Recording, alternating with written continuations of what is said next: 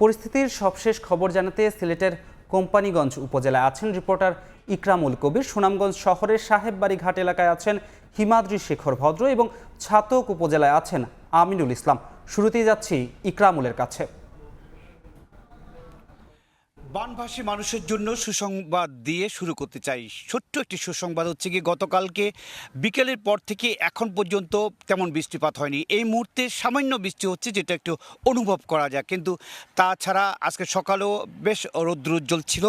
অন্যদিকে সুরমা নদীর পানি গতকালকে সন্ধ্যার সময় 6টি পয়েন্টে, সুরমা কুশিয়ারা সহ অন্যান্য নদীর পানি 6টি পয়েন্টে বিপদসীমার উপরে অতিবাহিত হচ্ছে। এই মুহূর্তে 5টি পয়েন্টে বিপদসীমার উপর দিয়ে প্রবাহিত হচ্ছে এবং এ কারণে 5টি পয়েন্টে বিপদসীমার উপর দিয়ে প্রবাহিত হচ্ছে।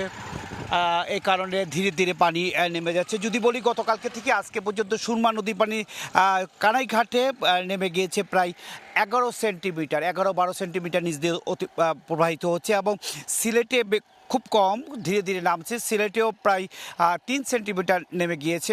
অন্যদিকে কুশিয়ারা নদীর পানি সামান্য 2-1 সেন্টিমিটার করে বাড়ছে। অন্যদিকে এই যে যেই কোম্পানিগঞ্জে আছি, কোম্পানিগঞ্জে যে ধোলাই নদী কিন্তু বিপদসীমার অনেকটা নিচে নেমে গিয়েছে, যার কারণে সুরমা কুশিয়ারা 5টি পয়েন্ট ছাড়া অন্যান্য নদীর পানি বিপদসীমার নিচে নেমে গিয়েছে, যার কারণে এই যে ঘরবাড়িতে পানি উঠে গিয়েছে। আপনারা দেখতে পাচ্ছেন যে এই কোম্পানিগঞ্জের একমাত্র সিলেট থেকে যে ভোলাগঞ্জ পর্যন্ত বঙ্গবন্ধু যে মহাসড়কটি রয়েছে, বঙ্গবন্ধু মহাসড়ক ছাড়া বাকি সব সড়ক, এখানে দেখা যাচ্ছে একটি কালভার্ট, তারপরে যে সড়কটি পুরো পানিতে তলিয়ে গেছে। দেখা যাচ্ছে একটি সুন্দর বাড়ি দেখা যাচ্ছে, বাড়িটি চতুর্দিকে পানিতে ডুবে আছে। এই আশেপাশে যেই বাড়িঘর আছে, টিনের বাড়িঘর আছে, কিন্তু এই দৃশ্য আমি এই জায়গা থেকে দেখাচ্ছি তেলিখাল ইউনিয়ন, একটা তেলিখাল এলাকার।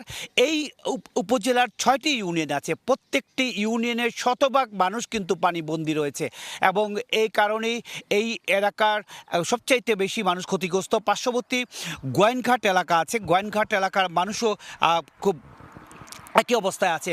বলা যায় সীমান্তবর্তী যেই 5টি উপজেলা, কোম্পানিগঞ্জ, গোয়াইনঘাট, জৈন্তা, কানাইঘাট, জকিগঞ্জ, অন্যদিকে বিয়ানীবাজার, বালাগঞ্জ সহ সিলেটের 13টি উপজেলার মানুষই কিন্তু আপাতত পানিবন্দী রয়েছে এবং সিটি কর্পোরেশন প্রায় 20,000 মানুষ পানিবন্দী রয়েছে।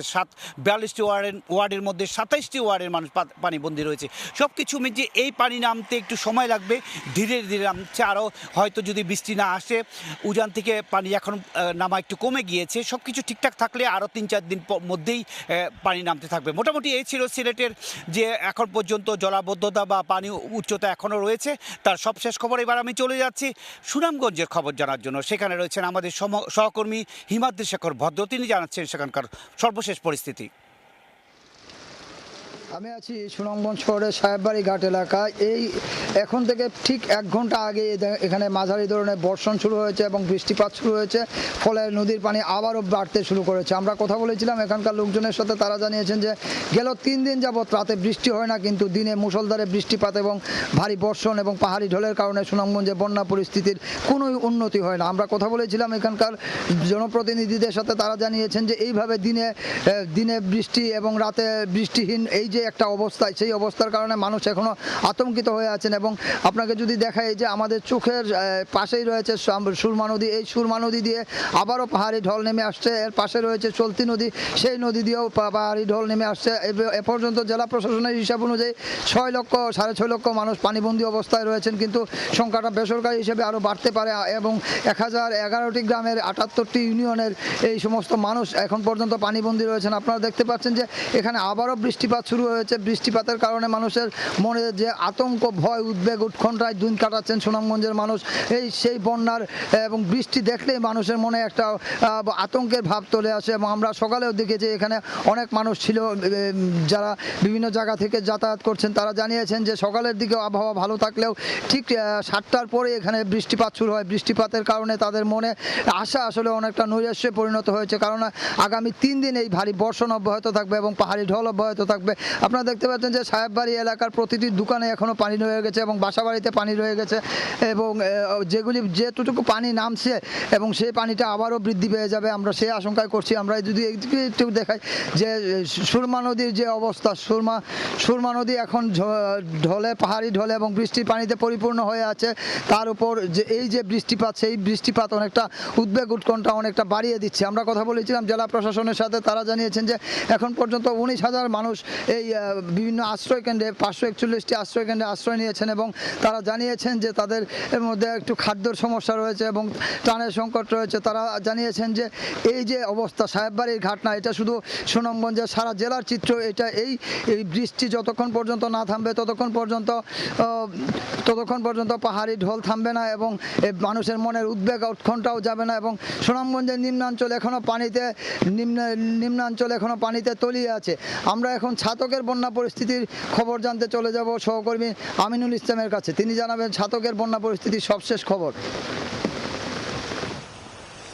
দর্শক, এখনো কিন্তু থেকে থেকে ভারী বৃষ্টিপাত এবং মাঝারি আকারের যে বৃষ্টিপাত, যেটি আবহাওয়া অফিস থেকে আগে থেকেই পূর্বাভাস ছিল, সেটা কিন্তু চলছে এবং এটি কিন্তু এখনো পর্যন্ত ছাতক উপজেলাবাসীর, বিশেষ করে এই উপজেলাটি সুনামগঞ্জের সবচেয়ে দুর্গম এরিয়া, সবচেয়ে দুর্গম এলাকা, বিশেষ করে ছাতক এবং দোয়ারা বাজার। আপনারা হয়তো দেখতে পাচ্ছেন ছবিতে, এখনো পর্যন্ত ছাতক থেকে সিলেটগামী, অর্থাৎ ছাতকের সঙ্গে সারা দেশের যে যোগাযোগ ব্যবস্থা, সেই যোগাযোগ ব্যবস্থার কিছুটা উন্নতি হয়েছে, কেননা নদীর পানির উচ্চতা কিছুটা কমতে থাকায় কিন্তু এই সড়কটি আস্তে আস্তে দৃশ্যমান হতে চলেছে।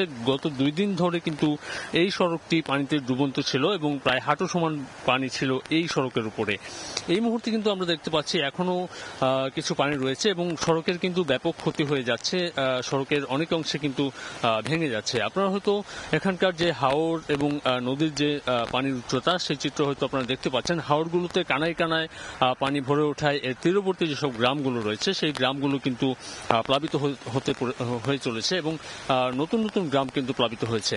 এখন পর্যন্ত আসলে যে তথ্যটি আমার কাছে রয়েছে, আবহাওয়া অফিসের পূর্বাভাসে আগামী 2 দিন পর্যন্ত কিন্তু এই বৃষ্টিপাত অব্যাহত থাকবে। তো এই বৃষ্টিপাত থাকলে আসলে এখানকার মানুষের যে ভয়, সেটি কিন্তু সহজে কাটছে না। যদি আবারও নতুন করে প্লাবিত যে অংশ, এতে কিন্তু আবারও নতুন করে এই পানি বেড়ে গেলে তখন কিন্তু এই বন্যার যে পরিস্থিতি, সেটি কিন্তু অবনতি হতে পারে। তো এখন পর্যন্ত আসলে সুনামগঞ্জ থেকে আমার কাছে ছিল এইটুকু। ফিরে যাচ্ছি স্টুডিওতে। সরাসরি যুক্ত ছিলাম সিলেটের কোম্পানিগঞ্জ, সুনামগঞ্জের সাহেববাড়ি ঘাট ও ছাতক থেকে।